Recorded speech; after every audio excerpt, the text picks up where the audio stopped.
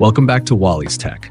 In today's video, we'll show you how to configure MLO on the IPQ5332 board, 5G332, with the DR9274-5G6G card.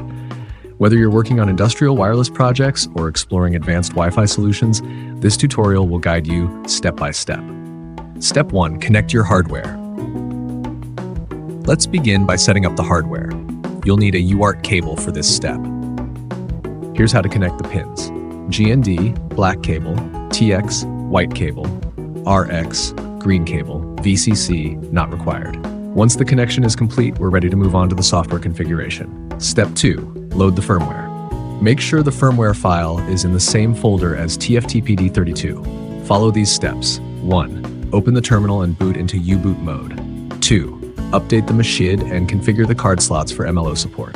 3. Use TFTPD32 to load the firmware and input the necessary commands. 4. Reboot the system by typing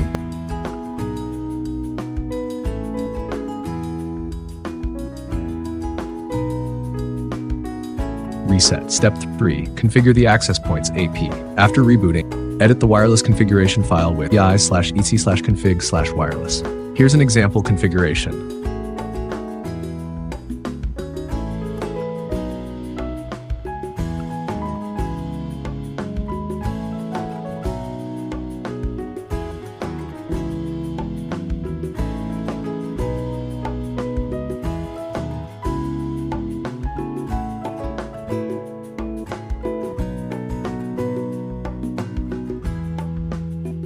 Save and exit by pressing ESC, then Shift-ZZ.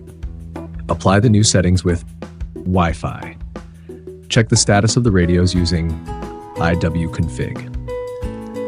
And that's it. Your firmware is loaded and your AP is ready for use. What other topics would you like us to cover on WallysTech? Leave your suggestions in the comments below.